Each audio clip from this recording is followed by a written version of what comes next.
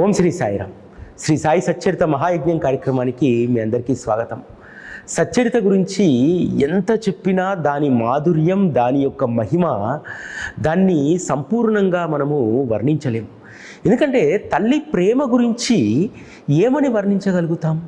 తండ్రి యొక్క లాలన గురించి ఏమని కొనియాడగలుగుతాం? శ్రీ సాయి సచ్చరిత కూడా మన జీవితంలో తల్లి తండ్రి పాత్రను పోషిస్తుంది. బాధ వచ్చినప్పుడు తల్లి వలె కడుపులో పెట్టుకుంటుంది. మనకి ఏదైనా సంక్లిష్టమైనటువంటి పరిస్థితి వచ్చినప్పుడు తండ్రి వలె కాపు కాచి మనల్ని కాపాడుకునేటువంటి తండ్రి శ్రీ సాయి సచ్చరిత. తల్లి తండ్రి రెండూ కూడా మిళితమై ఉన్నటువంటి ఈ సచ్చరిత యొక్క వైభవం నిజంగా వర్ణనాతీతమైనటువంటిది. అందుకనే హేమాడ్ పంతు ప్రతి విషయాన్ని కూడా చాలా విస్తారంగా వివరిస్తారు. ఎంత వివరిస్తున్నా సరే ఆ వివరణ చదువుతున్నప్పుడు కొంచెమైనా కూడా విసుగు రాదే. ఎందుకంటే ప్రతి వర్ణన కూడా అంత అద్భుతంగా హేమాడ్ పంత్ చేయగలిగారు. అందుకనే సచ్చరిత ఈరోజు మనందరికీ కూడా ఒక జీవన సహచరిలాగా అయిపోయింది. సచ్చరిత తోడు లేనటువంటి సాయిబాబా భక్తుల యొక్క జీవితాన్ని మనం ఊహించలేము. ఎందుకంటే సచ్చరిత ఎంతగా బాబాను మన హృదయాల్లో నింపుతుందంటే, సాధారణంగా కలియుగంలో వచ్చినటువంటి అనేక మంది సత్పురుషులు, అనేక మంది యోగులు వారి యొక్క సాధన కోసం, వారి సాధనా సంపత్తి కోసము ఎక్కడో ఒంటరిగా హిమాలయాల్లోనో అడవుల్లోనో జనానికి దూరంగా వారి యొక్క ప్రస్థానాన్ని కొనసాగించారు. కానీ బాబా జనబాహుల్యానికి దూరంగా ఎప్పుడూ వారు ఉండలేదు. ఎప్పుడూ వారు జన హృదయాలలోనే ఉన్నారు. ఆ జన హృదయాలలో వారు స్థిరమైనటువంటి స్థానాన్ని సంపాదించుకున్నారు. బాబా ఎప్పుడూ కూడా తన కోసమంటూ ఏ రోజు ఆలోచించలేదు. నిరంతరము కూడా భక్తుడి యొక్క శ్రేయస్సు కోసమే వారు తప్పించేటువంటి వారు. ఒక రకంగా చెప్పాలంటే అనేక మంది యోగులు, సత్పురుషులు మొదట వారు పరిపుష్టం కావడానికి, అంటే సాధన ద్వారా అనేకం వారు సాధించుకోవడానికి ఎక్కువ సమయాన్ని వెచ్చించేటువంటి వారు. కానీ శ్రీ సాయి బాబా ఎప్పుడూ కూడా తన శక్తులు కూడగట్టుకోవడానికి, తన యొక్క సిద్ధులను వాటిని రెట్టింపు చేసుకోవడానికి ఎప్పుడూ ఏ సాధన, ఏ తపస్సు చేయలేదు. బాబా ఎంచుకున్నటువంటి సాధన ఏమిటో తెలుసా? పరోపకారం. పరోపకారానికి మించినటువంటి సాధన మరొకటి లేదు. పరోపకారం అనేటువంటి దీక్షను పూనినటువంటి శ్రీ సాయిబాబా ఈ నిరంతరము కూడా మరింత ఎక్కువ మందికి పరోపకారాన్ని కలిగించేటువంటి గొప్ప శక్తిని వారు కలిగి ఉన్నారు. శ్రీ సాయి సచ్చరిత మొత్తం మనం చూస్తే పరోపకారం తప్ప మరొకటి ఏదీ ఉండదు. పరోపకారమే నీకు పుణ్యాన్ని సంపాదించి పెడుతుంది. చాతనైనంత మట్టుకు నీవు ఇతరులకు సహాయాన్ని చెయ్యి అనేటువంటి సారాన్ని బాబా జీవితం మనకు తెలియజేస్తుంది కదా. బాబా ప్రపంచంలో ఉంటూ జనావళికి ఎంత మేలు చేశారంటే, బాబా పేరు చెప్పగానే నిర్మలమైనటువంటి ప్రేమ మనకు గుర్తొస్తుంది. ఈ ప్రపంచంలో ప్రేమ యొక్క స్వచ్ఛత ఎక్కడ ఉంటుంది అంటే బాబా దగ్గర ఉంటుంది. వారు నిర్మలమైనటువంటి ప్రేమకు ఆధీనులు కూడా. వారు ఎవరైతే నిర్మలమైనటువంటి ప్రేమ కలిగి ఉంటారో వారి ఆధీనంలో బాబా ఉంటారు. ఆర్తులు, అదేవిధంగా కష్టాలలో అలసిపోయినటువంటి వారికి వారే విశ్రాంతి ధామం. ఎందుకంటే ఈ కలియుగంలో మానవుడు అనేక తాపత్రయాలతోటి సతమతమవుతూ ఉంటాడు. ఆ సతమతమయ్యేటువంటి అలసిన జీవికి విశ్రాంతి ధామము వారు. అంతేకాదు కష్టాల్లో ఉన్నటువంటి వారికి నీడవారు. నీడ కంటే కూడా వారి యొక్క అండ ఎంత గొప్పదంటే, కష్టాల్లో ఉన్నప్పుడు నా సద్గురువు నాకు అండగా నిలిచారనేటువంటి అనేక అనుభవాలు మనకు ఉంటాయి కదా. మనం కష్టాల్లో ఉన్నప్పుడు అన్నీ తానైతాడు. ఆ కష్టాల్లో నుంచి బయటపడేయడానికి ఎవరో ఒకరి రూపంలో సహాయాన్ని అందిస్తాడు, సలహాను అందిస్తాడు. ఇప్పటికీ కూడా బాబా భక్తులుగా మనము ఏదైనా కష్టకాలంలో మనం బయటపడాలంటే మనకు బాబా ఇచ్చినటువంటి ఏకైక ఆధారం ఏమిటో తెలుసా? శ్రీ సాయి సచ్చరిత పారాయణ. ఒక్క పారాయణ ఎంత మహిమ చూపెడుతుందంటే, పారాయణకు ఉన్నటువంటి అద్వితీయమైనటువంటి శక్తిని శ్రీ సాయి సచ్చరితలో నిగూఢంగా బాబా చెప్పారు. మనము అనేక సందర్భాల్లో బాబా యొక్క లీలలను, అదేవిధంగా మనం కష్టం తొలగిపోవాలంటే ఊదిదారం చేయాలంటాం, అదేవిధంగా నామస్మరణ చేయాలంటాం. వీటన్నింటికంటే కూడా అత్యంత శక్తివంతమైనటువంటిది ఏమిటి అనేటువంటిది బాబా శ్రీ సాయి సచ్చరితలో చెప్తారు. శ్రీ సాయి సచ్చరితలో కొన్ని సందర్భాలను చూస్తే బాబా మన యొక్క గూడుగట్టుకపోయినటువంటి కర్మలను తొలగించడానికి చేసినటువంటి ఉపాయమే సద్గ్రంథ పారాయణ. ఈరోజు సచ్చరిత పారాయణ చేయగానే ఎందుకు 10 సంవత్సరాలుగా లేనటువంటి సంతానం ఎందుకు కలుగుతుంది? అనేక సంవత్సరాలుగా ఎదుర్కొంటున్నటువంటి రోగపీడలు ఎందుకు తగ్గుముఖం పడతాయి? పారాయణలో ఉన్నటువంటి శక్తి అటువంటిది. ఆ శక్తి ఏమిటనేటువంటిది బాబా సచ్చరితలో 18, 19 అధ్యాయంలో ఉన్నటువంటి కొన్ని సందర్భాలను మనం పరిశీలిస్తే అర్థమవుతుంది. 18వ అధ్యాయంలో సాటే అనేటువంటి ఉపనామం కలిగినటువంటి వ్యక్తి ప్రస్తావన ఉంటుంది కదా. ఉద్యోగం పోతుంది, ఎన్ని వ్యాపారాలు చేసినా తను వృద్ధిలోకి రాడు, పూర్తిగా తన పరిస్థితి చాలా దీనస్థితికి చేరిపోతుంది. ఒకప్పుడు గవర్నమెంట్లో మంచి ఉద్యోగం ఉన్నటువంటి వాడు, పలుకుబడి ఉన్నటువంటి వాడు, అటువంటి వ్యక్తి దీనావస్థకు చేరడంతో తన యొక్క అదృష్టం ఉదయించడం చేత మిత్రులు చెప్తారు, బాబా వద్దకు వెళ్తే ఖచ్చితంగా నీ స్థితి మారుతుంది అని చెప్తారు. బాబా దగ్గరికి వెళ్ళి అందరిలాగానే దర్శనం చేసుకొని బాబా పక్కన కూర్చుంటే దీక్షిత్ చెప్తారు, బాబా ఇతను చాలా బ్రతికి చెడిపోయినటువంటి వాడు, అటువంటి ఆయన మీ వద్దకు వచ్చారు, మీరు దీనవత్సలుడు, కాబట్టి ఈ దీనునికి ఆ స్థితి నుంచి బయటపడేటువంటి మార్గాన్ని ఉపదేశించండి అని అంటే బాబా ఒక మాట చెప్తారు, గురు చరిత్రను ప్రేమతో పారాయణ చెయ్యి, నిత్య నియమంగా 7 రోజుల పాటు సప్తాహం చెయ్యి అని చెప్తారు. చెప్పిన తర్వాత ఇక పారాయణ ముగుస్తున్నటువంటి సమయంలో బాబా గురుచరిత్రను వారు చేత పట్టుకొని ఆ గురుచరిత్రను సవివరంగా వివరిస్తున్నట్టు సాటేకు స్వప్నం వస్తుంది. సాటే ఏం చేయాలో తెలియక దీక్షిత్ గారికి విషయాన్ని చెప్తారు. అంటే బాబా ఇక సప్తాహం ముగుస్తుందనగా వారే స్వయంగా గురుచరిత్ర చేతబూని పారాయణ ఏ విధంగా చేయాలి, గురుచరిత్రలో ఉన్నటువంటి అంతరార్థం ఏమిటి అనేటువంటి విషయాన్ని బోధించారు స్వప్నంలో. మరొక పారాయణ చేయాలా, ఈ పారాయణ సరిపోతుందా అని చెప్పి దీక్షిత్ గారిని బాబా గారి యొక్క అభిమతం తెలుసుకోమని చెప్పి అడుగుతారు. దీక్షిత్ గారు వెళ్ళి బాబాని అడుగుతారు, బాబా సాటే అమాయకమైనటువంటి భక్తుడు, అతడు ఉన్నటువంటి కష్టాల్లో నుంచి బయటపడాలంటే మీరు తప్ప మరొకరు గత్యంతరం లేదు, కాబట్టి ఆ గురుచరిత్రను మరొకసారి పారాయణ చేయమంటారా? మీరే స్వయంగా స్వప్నంలో వచ్చి విశదీకరించి చెప్పారట, ఇంతటితో పారాయణ ఆపమంటారా అని అడుగుతారు. బాబా ఈ సందర్భంగా గురుచరిత్ర గురించి ఒక అద్భుతమైనటువంటి విషయాన్ని చెప్తారు. గురువు యొక్క చరిత్రను పారాయణ చేస్తే పరమేశ్వరుడు సంతృప్తి పడతాడు. గురుచరిత్ర భక్తుడి యొక్క కష్టాలను తొలగించి వేస్తుంది. గురుచరిత్ర మహామహిమాన్వితమైనటువంటిది.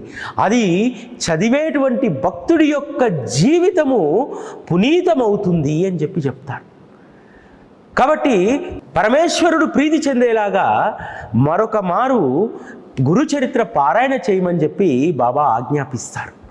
బాబా చెప్పినటువంటి అద్భుతమైనటువంటి మాటలు గనక మనం వింటే, అంటే గురువు యొక్క కథ ఎంత శక్తివంతమైనటువంటిది. గురు కథ చదివితే పరమేశ్వరుడు ప్రసన్నమవుతాడట. అంతేకాదు గురువు యొక్క కథను చరిత్రను పఠిస్తే భక్తులు పవిత్రులవుతారట. ఈ విషయాన్ని మనందరము గుర్తుపెట్టుకోవాలి.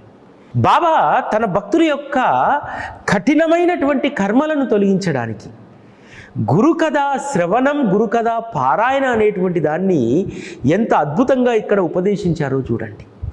ఎందుకంటే పారాయణ పాపాలను పూర్తిగా తొలగించి వేస్తుంది.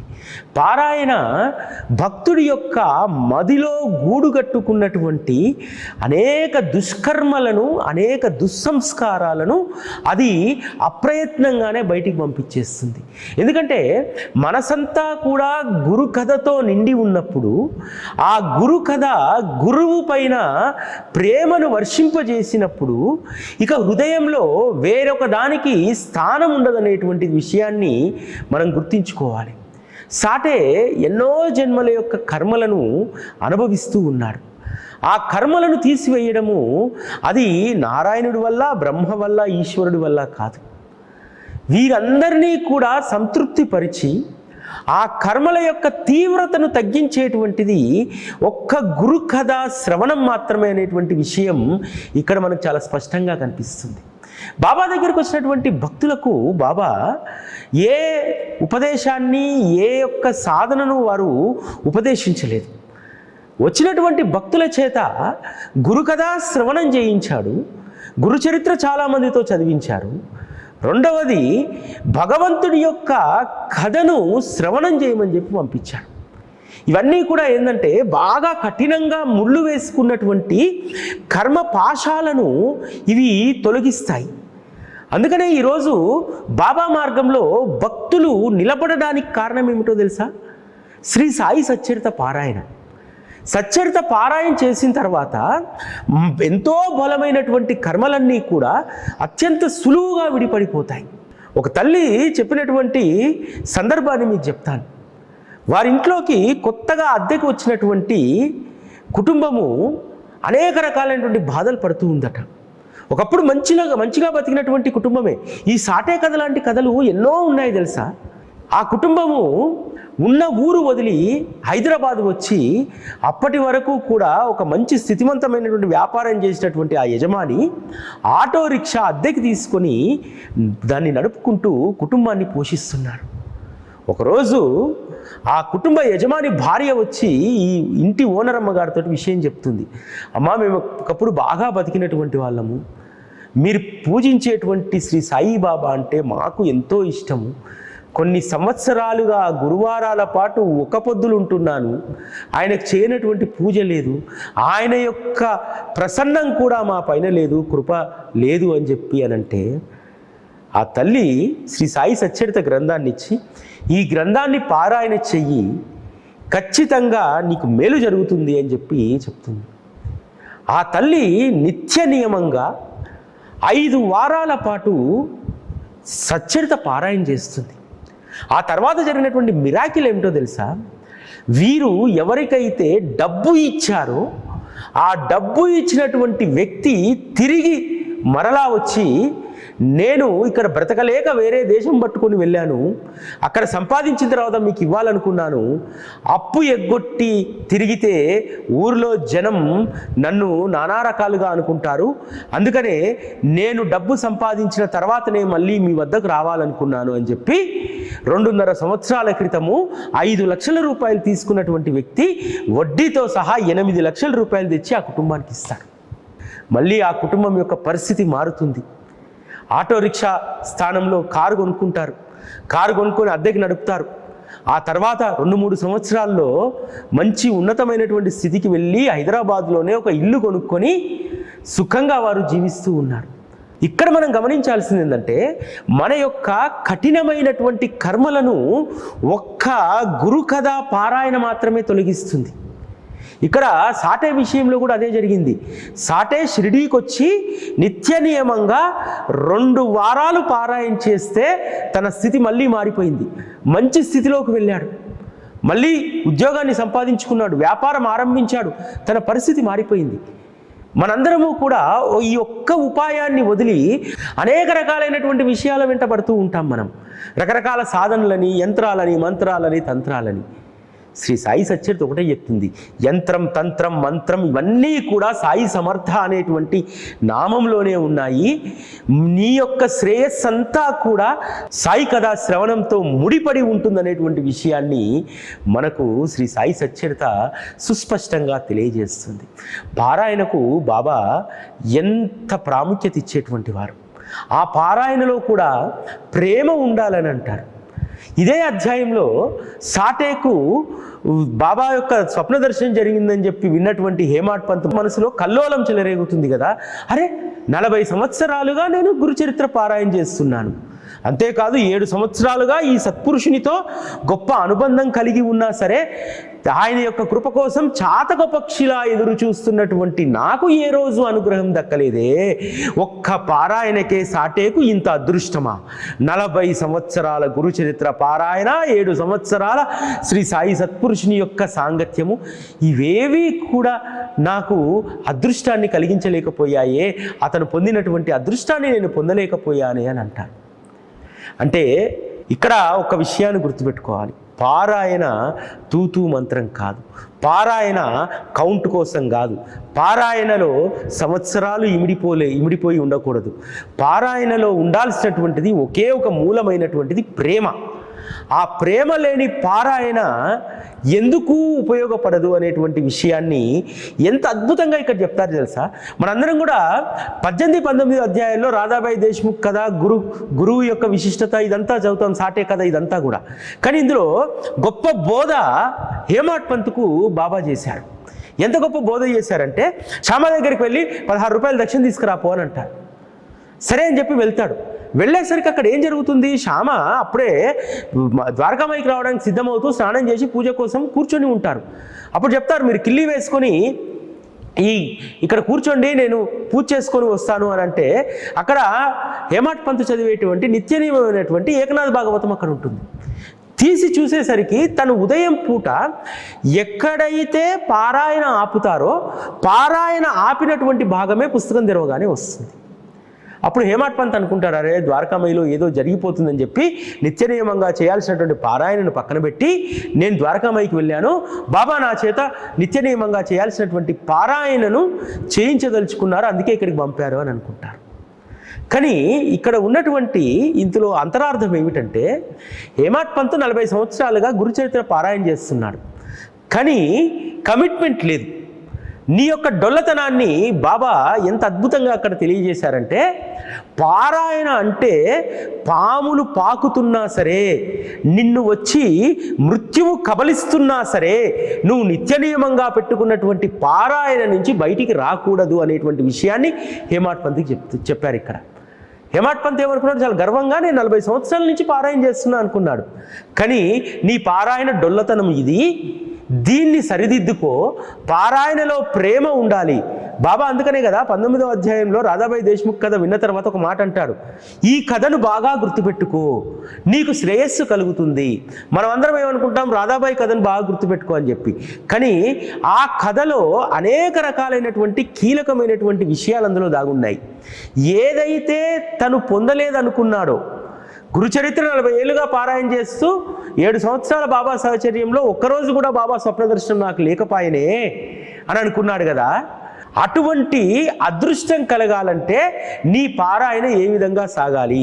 ఈరోజు నువ్వు చేయాల్సినటువంటి పారాయణనే వదిలిపెట్టి వచ్చావు, 40 సంవత్సరాల్లో నువ్వెన్ని లోపాలు చేసి ఉంటావు మిత్రమా, ఆలోచించుకో అని చెప్పి హేమాడ్ పంత్కు బాబా చేసినటువంటి అద్భుతమైనటువంటి బోధ ఇది.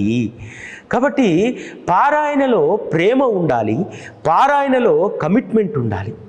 అంతేకాదు భక్తుడి యొక్క జీవితాన్ని తరింపజేయడానికి మనందరం చెప్పుకుంటాం, అబ్బాబ్బాబ్బా కాకాసాహెబ్ దీక్షిత్ ఎంత అదృష్టవంతుడండి, బాబా మాటిచ్చినట్టు అతన్ని విమానంలో తీసుకెళ్ళిపోయారు, రైల్లో నుంచి ఎంత గొప్ప మోక్షాన్ని ప్రసాదించారు అనుకుంటాం. కానీ దాని వెనకాల ఎంత అద్భుతమైనటువంటి సాధన చేశారు కాకాసాహెబ్ దీక్షిత్.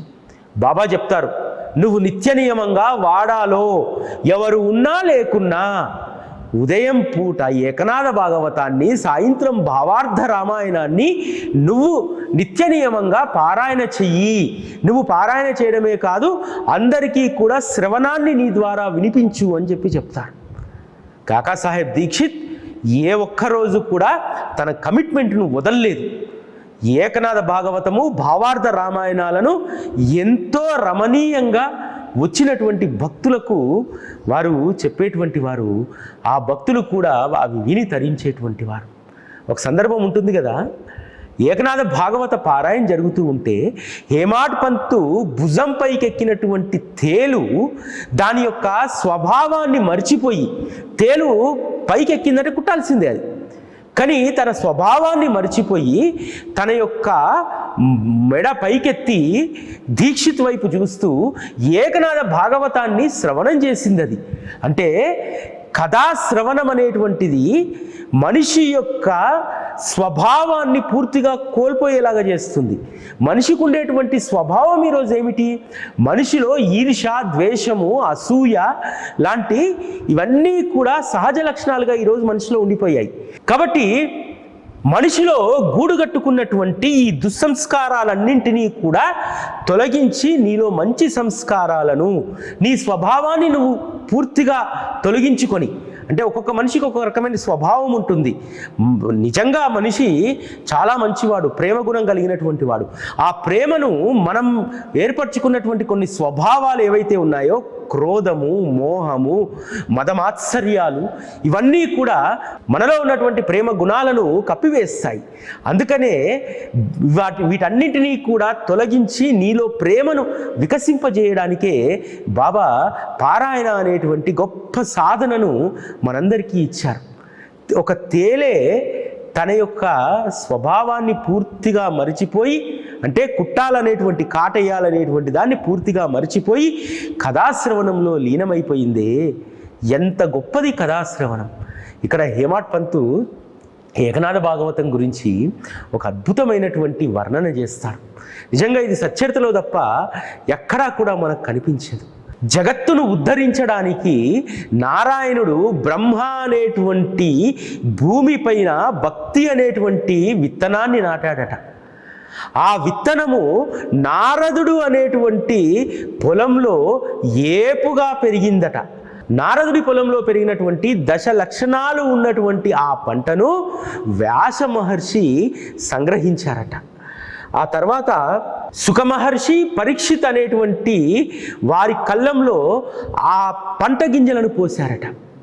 పోసినటువంటి పంట గింజలను శ్రీధర స్వామి తూర్పాల పట్టగా ఏకజనార్దనుడు వాటిని కొలిశాడట. కొలిసినటువంటి ఆ ధాన్యాన్ని ఏకనాథ మహారాజుల వారు దాన్ని రసవత్తరంగా వండి ఏకనాథ భాగవత రూపంలో జనులకు అందించారు. రసవత్తరమైనటువంటి భగవంతుని యొక్క కథ అని చెప్పి హేమాడ్ పంత్ వర్ణిస్తారు. నిజంగా అద్భుతమైనటువంటి వర్ణన. శ్రీ సాయి సచ్చరిత కూడా ఇంత మహిమాన్వితమైనటువంటిది. బాబా మనందరి కోసం ఈ కలియుగంలో శ్రీ సాయి సచ్చరిత అనేటువంటి భక్తి విత్తనాన్ని నాటాడు. ఆ భక్తి విత్తనాన్ని నాటి ఆ పంటను పండించేటువంటి బాధ్యత శ్రీ హేమాడ్ పంత్కి ఇచ్చారు. హేమాడ్ పంతు శ్రద్ధా, విశ్వాసం అనేటువంటి ఎరువులు వాటికి వేసి ఎప్పటికీ కూడా తరిగిపోనటువంటి శ్రీ సాయి సచ్చరిత అనేటువంటి పంటను మనకు అందించారు. ఆ పంట ఈరోజు ఏపుగా పెరిగి అనేక మంది జీవితాలకు అది ఆలంబనగా మారింది. ఇదే సాయి భక్తుల యొక్క జీవితాలకు అమృతము, ఆయువు అన్నీ కూడా శ్రీ సాయి సచ్చరితనే. సచ్చరిత యొక్క లీలా వైభవము చాలా విస్తారమైనటువంటిది. సచ్చరిత ఎంత గొప్ప మహిమ కలిగిందో, సచ్చరిత ద్వారా పొందినటువంటి అనుభవాలు, జరిగినటువంటి లీలలు, వాటిని ఎవ్వరము కూడా దోసిట్లో పట్టలేనటువంటి అంత అపారమైనటువంటి లీలా వైభవం శ్రీ సాయి సచ్చరితది.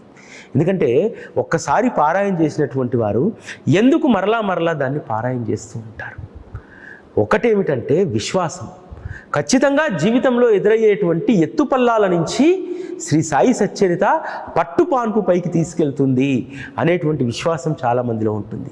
అంతేకాదు శ్రీ సాయి సచ్చరిత వల్ల నా జీవితంలో ఉన్నటువంటి అనేక రకాలైనటువంటి అగచాట్లు, అనేక రకాలైనటువంటి దుష్కర్మలు తొలగిపోతాయి. ఇది గ్యారంటీ. శ్రీ సాయి సచ్చరిత ద్వారా మనకున్నటువంటి దుష్కర్మలన్నీ కూడా తొలగిపోతాయి. ఇది ఎంతోమందికి అనుభవం. బాబాయే స్వయంగా ఎందుకు తన భక్తుల చేత గ్రంథాలను పారాయణ చేయించారు? బివి దేవ్ మనస్సు చాలా చంచలమైనటువంటిది. అటువంటి చంచలమైనటువంటి మనస్సును స్థిరపరచడానికి బాబా వారి చేత జ్ఞానేశ్వరుని పారాయణ చేయించారు కదా.